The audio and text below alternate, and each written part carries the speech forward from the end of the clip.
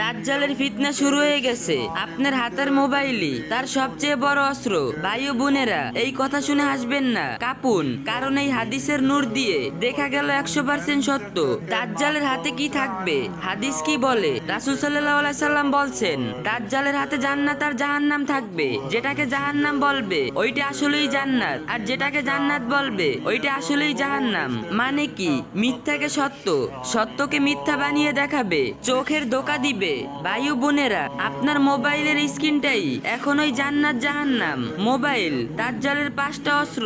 এক, চোখের জিনার ফ্যাক্টরি। টিকটক স্ক্রল করেন, 5 মিনিটে 50টা বেপরদা মেয়ে। রাসূল সাল্লাল্লাহু আলাইহি সাল্লাম বলছেন, চোখের জিনা হলো তাকানো। বুখারী। দাজ্জাল বলবে, দেখো এগুলো নরমাল, সবাই দেখে, আর আপনি গুনাহ করতে ঈমান হারিয়ে ফেলতেছেন। 2, নামাজ। আসরের ওয়াক্ত শেষ, আপনি তখনও রিলস দেখতেছেন, আর 5 মিনিট করতে করতে মাগরিব শেষ।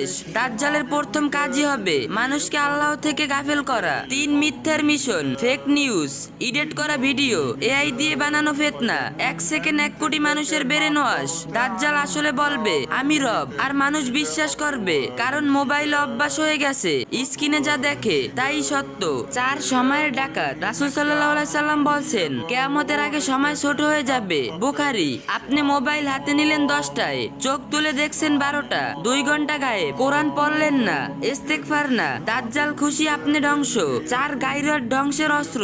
স্বামী বউয়ের পাশে বসে ফোন টিপে, বউ স্বামীর পাশে, কেউ কারো সাথে কথা বলে না, সংসার ভাঙতেছে। দাজ্জালের মিশন সাকসেস। সবচেয়ে ভয়ঙ্কর কথা কি জানেন ভাই?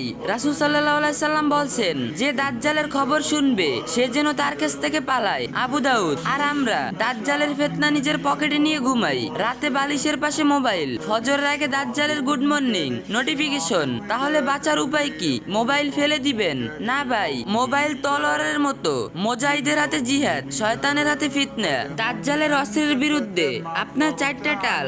একদিনে 1 ঘন্টা মোবাইল, 30 মিনিট কোরআন অ্যাপ, প্লাস 30 মিনিট ইসলামিক লেকচার। নিয়ত বদলান, মোবাইল আপনার মাদ্রাসা হয়ে যাবে ইনশাআল্লাহ। 2, দাজ্জালের থেকে বাঁচার দোয়া। প্রত্যেক নামাজে রাসূল সাল্লাল্লাহু আলাইহি সাল্লাম বলছেন, প্রত্যেক নামাজের শেষ 4টি জিনিস থেকে পানাহা চাও, তার মধ্যে একটা। 3, সূরা কাহাফের প্রথম 10 আয়াত। রাসূল সাল্লাল্লাহু আলাইহি সাল্লাম বলছেন, যে সূরা কাহাফের প্রথম 10 আয়াত মুখস্থ করবে দাজ্জালের ফিতনা থেকে বাঁচবে। মুসলিম। জুম্মার দিন অবশ্যই পড়বেন। 4, চোখের পর্দা প্লাস আঙ্গুলের পর্দা। কোন হারাম ভিডিও আসলেই সাথে সাথে স্ক্রল, 3 সেকেন্ডও না, কারণ শয়তান 3 সেকেন্ডে ঈমান চুরি করে। আউযুবিল্লাহ পরে ফোন লক করেন।